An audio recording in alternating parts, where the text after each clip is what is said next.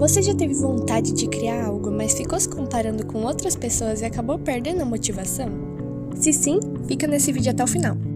Eu tô criando um anime barra mangá que um jovem chamado Nemuya Hiragi quer muito lançar sua própria série de animação. Mas ele é muito preguiçoso e desmotivado, pois seu amigo barra rival, Teiji Kanzaki, também tem esse sonho.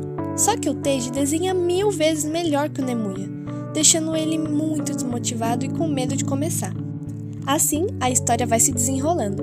O Teiji aprende que desprezar o Nemuya só porque ele desenha mal é muito errado, e o Nemuya vai se aprimorando até ter o despertar dele. Se você gostou dessa história, não deixe de acompanhar o processo de criação de Nemuya no Buranku Supesu ou Nemuya's Blank Space.